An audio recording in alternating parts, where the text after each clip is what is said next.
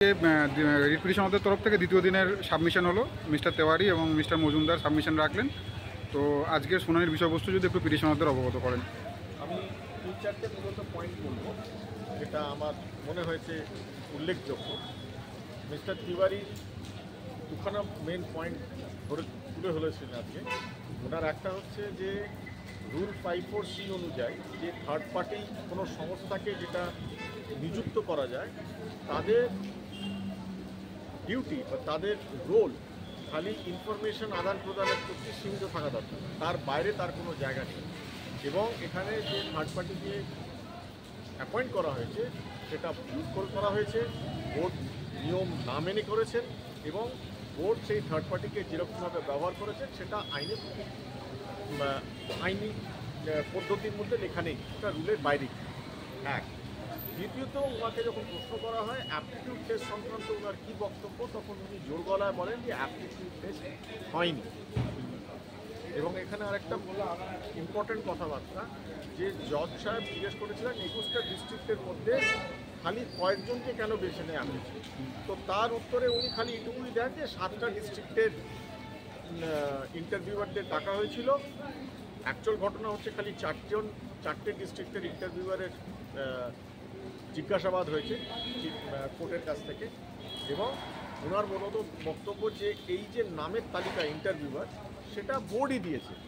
তো অবশ্য বোর্ডই জানবে, কিন্তু এটা ওনার মূলত পয়েন্ট ছিল যে বোর্ডই দিয়েছে, তার নিয়ে এটা ওনাদের বক্তব্যটা গ্রহণযোগ্য। এখানে জজ খুব ইম্পর্ট্যান্ট একটা প্রশ্ন করেন, বেঞ্চ করেন, যে ধরুন 3 জন ব্যক্তি একটি রিক্রুটমেন্ট প্রসেসে অংশগ্রহণ করলেন, এবার একজন চাকরি পেল। এবার সেখানে যে বলা, যদি কোনো কারণে কোনো ভুল হয়ে থাকে বোর্ডের কাছ থেকে, তো সেখানে কি করে বলবে যে এই যে ক্যান্ডিডেট চাকরিটা পেয়েছে সে ওই একটা স্ক্যাম বা ফ্রড বা ওই ইরেগুলারিটি বা ইলিগালিটির জন্য দায়ী, তার সঙ্গে কি করে তিনি যোগাযোগটা প্রমাণ করবে। তো তখন এনার বক্তব্য এটাই ছিল, যেহেতু আপনি চাকরি পেয়েছেন, তার না আমাকে ধরে নিতে হবে যে আপনি এর মধ্যে জড়িত, আপনি বেনিফিশিয়ারি, তার মানে আপনি স্ক্যামের একটি অংশ। তারপরে মিস্টার তিওয়ারির বক্তব্য রাখার পর মিস্টার মজুমদার সিনিয়র অ্যাডভোকেট যখন বলা শুরু করেন, উনি বলার চেষ্টা করেন যে ক্যাটাগরি ওয়াইজ দুখানা প্যানেল বোর্ডের পাবলিশ করা উচিত ছিল। এবার আরেকটা শব্দ, পাবলিশ। এবার জজ সাহেব জিজ্ঞেস করেন, কোর্ট জিজ্ঞেস করে যে পাবলিশ যে করেছে বলছে পাবলিশটা ভুল হয়েছে, বোর্ড ঠিক করে প্যানেল পাবলিশ করেনি বা প্যানেলই পাবলিশ করে, এখানে ভুলটা কোথায়, রুল কোথায় দেখতে, রুলে কোথায় লেখা আছে বা রুলের এটা মানে এটা প্রয়োজনীয়তা, রুল একটা ম্যান্ডেট দিয়েছে, এই ম্যান্ডেটটা কোথায়। তখন উনি নিজে স্বীকার করলেন যে রুলে এটার কোনো উল্লেখ নেই, রুল এখানে সাইলেন্ট।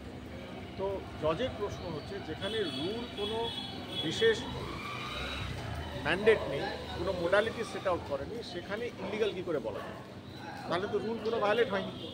এক, দ্বিতীয়ত আরেকটা খুব গুরুত্বপূর্ণ প্রশ্ন যেটা উনি করেন, সেটা হচ্ছে অ্যাপটিটিউড টেস্ট এবং ইন্টারভিউ যে বলছে হয়নি বা ভুল হয়েছে, এইটা খালি আনট্রেন্ডের জন্যে বলছে।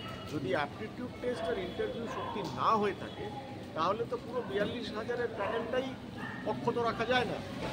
এখন আজকে তুমি ট্রেনদের বলেছো না, তাদের আমি বুঝছি, কিন্তু আনট্রেন্ডদের আমি বলছি। তখন ওনার বক্তব্য ছিল এটা ট্রেন্ড ভার্সেস আনট্রেন্ড একটা দ্বন্দ্ব হয়েছে, এখানে আনট্রেন্ড ভার্সেস আনট্রেন্ডের দ্বন্দ্ব হয়েছে, এখানে ট্রেন্ড ভার্সেস আনট্রেন্ডের কোনো দ্বন্দ্ব নেই। তাহলে আমরা ট্রেন্ড নিয়ে কোনো কথা বলবো। তো আগামী দিনে আবার এই নিয়ে আরও আর্গুমেন্ট শুনবেন। আজকে এক জায়গায় তো স্যার স্বীকারই করলেন যে এটা স্ক্যাম নয়, এটা ওনাকে যখন জিজ্ঞেস করা হয় যে এটা কী হয়েছে, এটা স্ক্যাম করাপশন কিসে, উনি জোর গলায় বললেন যে এখানে স্ক্যাম করাপশনের জায়গায় বেশি যেটা গুরুত্ব দেওয়া দরকার কোর্টে, সেটা হচ্ছে ইললিগ্যালিটি। তো উনি একরকমভাবে বললেন স্ক্যাম করাপশন দিয়ে যদি দেখতে চাই, তাহলে হয়তো আমরা এটা সঠিকভাবে ব্যাখ্যা দিতে পারব বা এর কোনো প্রমাণ আমরা সামনে আনতে পারব। কিন্তু এখানে ইলিগালিটি হয়েছে। তো আজকে এই প্রশ্নচিহ্নের ওপরে আজকে আর্গুমেন্টটাকে স্থগিত রাখা হয়েছে, আবার 11 তারিখ পরবর্তী উনি আর্গুমেন্ট। ধন্যবাদ স্যার। ধন্যবাদ।